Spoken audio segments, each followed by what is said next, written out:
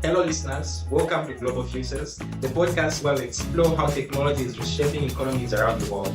I'm your host, Caesar, an expert macroeconomist, and in today's episode, we're going to talk about innovation, logistics, and the future of healthcare delivery. We're recording this on the 25th of March 2025, and I'm joining you from Ashoka University, located in India, Haryana, Sonipat. Today, we have an incredible guest of lineup, Marta, the Minister of Health, Arijeet, the Minister of Technology, and Mihika, the Head of Zipline Technology. Together, we analyze how Zipline's drone delivery system is transforming healthcare in Rwanda and its broader macroeconomic implications. Imagine a world where life-saving medical supplies are delivered within minutes, even to the most remote areas around the country. That's not science fiction. It's happening right now in Rwanda, thanks to Zipline.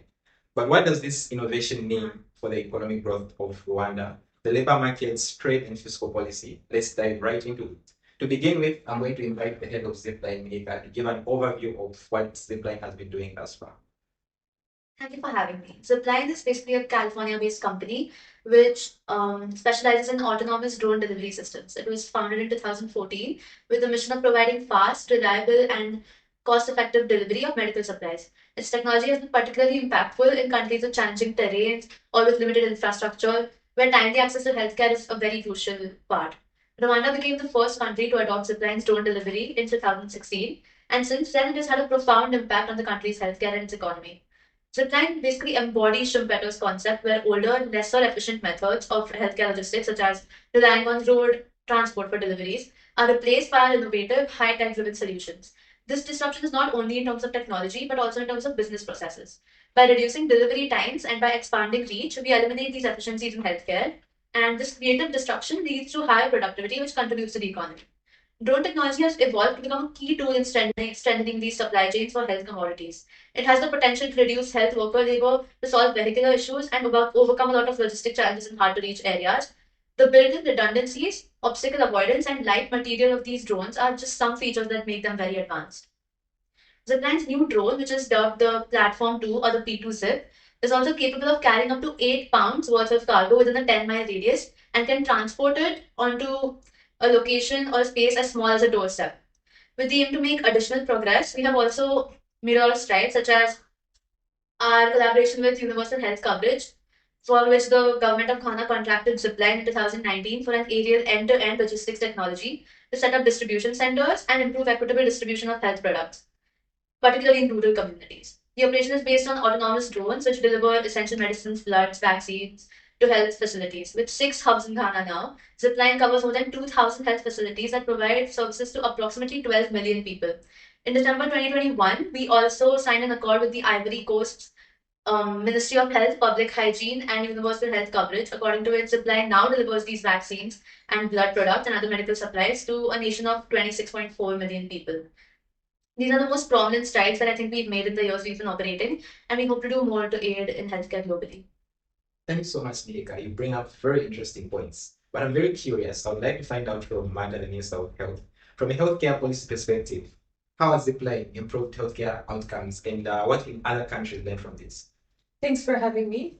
So before the launch of Zipline in 2016, Rwanda's healthcare system faced significant challenges, especially in rural areas.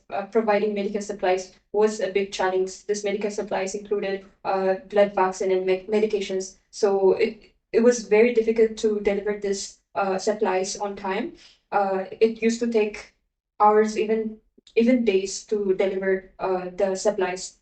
So this led to a high amount of high mortality and infant and maternal mortality rate. So, but today we have a drone delivery system that has reshaped Rwanda's healthcare system. This ensures the medical supplies are delivered within 13 minutes, which is incredible. So if you ask me how this has contributed to the country's growth, we are able to reduce the maternal mortality rate by 51%, which is a great success. And the infant mortality rate has also decreased from 50% to 33% per 1,000 births. So it's not only this. In addition to this, we are able to increase the labor force participation from 73% in 2010 to 86% in 2024. So these are the main demonstrations of how healthcare innovation drives long-term economic expansion in Rwanda. So yeah. You mentioned some very inspirational statistics. What do you hope to achieve in the future in terms of these statistics with that technology that you haven't already? That's a good question. We don't intend to stop here. So Rwanda's Ministry of Health aims to further expand the use of technology and healthcare, and our plans include integrating AI-driven technologies and diagnostics in rural areas. This will help us achieve our 2030 goals. Our goal includes achieving a universal healthcare access rate by reducing infant mortality rate below 20 per 1,000 birth again. We also aim to increase the life expectancy to 70 years minimum. Our ministry remains committed to leverage cutting-edge solutions to improve the health care. How has Rwanda's government supported the adoption of drone technology, and what role does regulation play in this? Right. So thank you so much for having me. So while Rwanda has 14,000 kilometers of roads, only 2,000 kilometers of those roads are actually paved. And whereas the remaining 12,000 kilometers are either unpaved or dirt roads, which makes it difficult or even next to impossible to reach remote rural areas that need urgent support. And also, fun fact, Rwanda is also known as the land of 1,000 hills. So, with such a uh, with such road and terrain issues, we believe that technology like Zipline's drones is extremely beneficial to Rwanda, especially when it comes to delivering urgent medical supplies to people who in remote areas who most need it. So, to this end, we have made all necessary operational and logistical infrastructure available for Zipline to use so that they can carry out and execute their operations. So what infrastructure exactly have we made available for Zipline is what you might ask. So for example, we have allowed Zipline to use Kigali Airport as a launch pad and an operational center.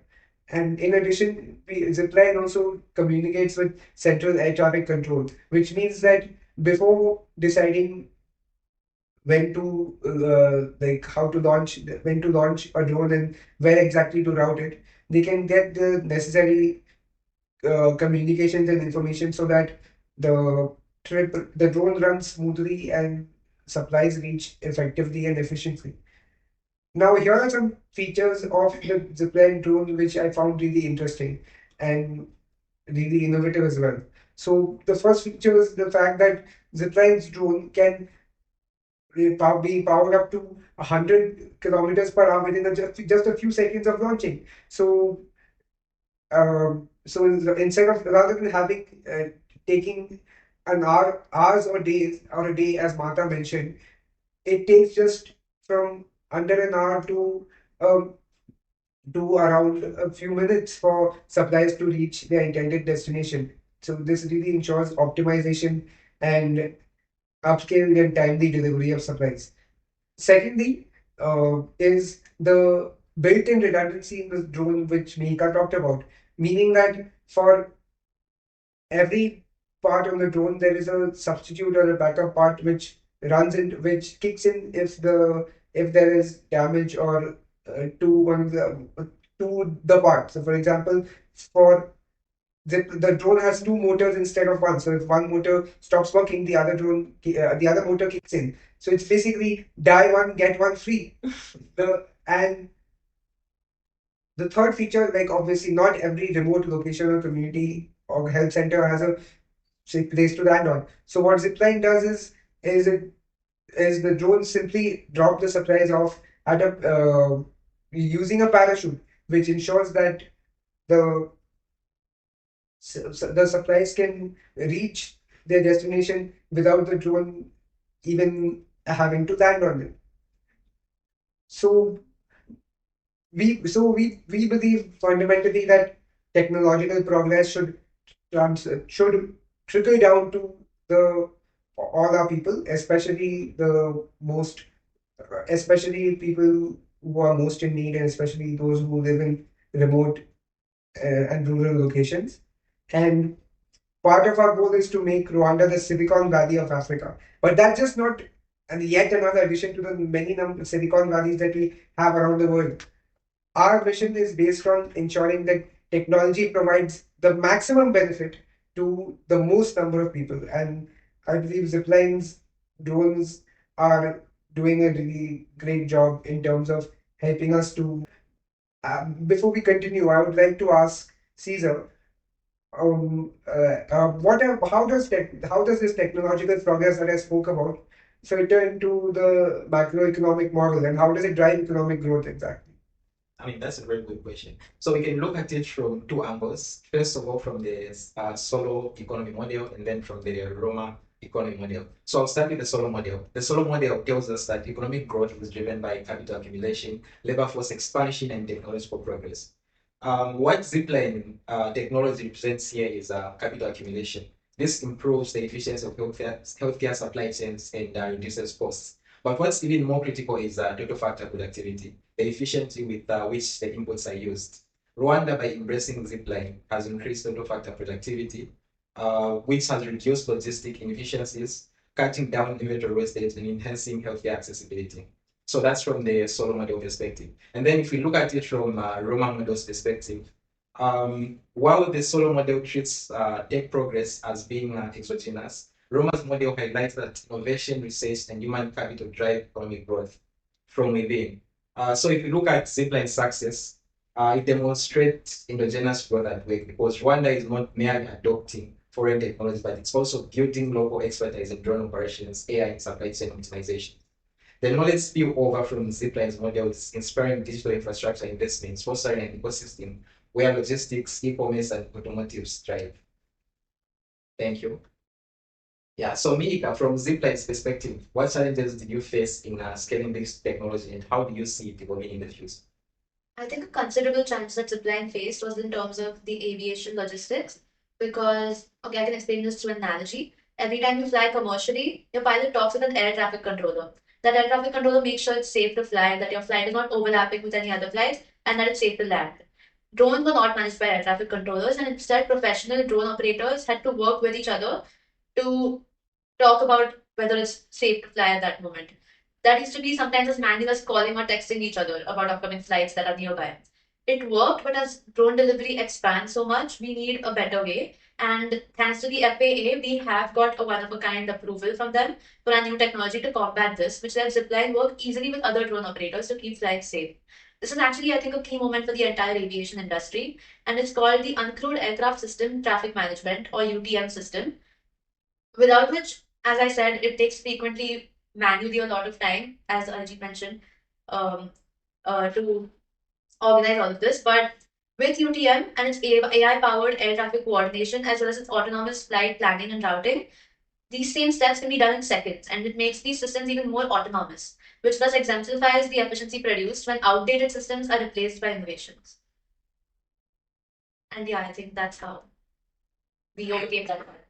When your point about scalability is crucial, Mihika. And from an economic standpoint, Zipline's success in Rwanda highlights the potential for drone technology to address many of the critical challenges that Rwanda faces in delivering healthcare packages. And I think other developing countries can learn a lot from what Rwanda is doing.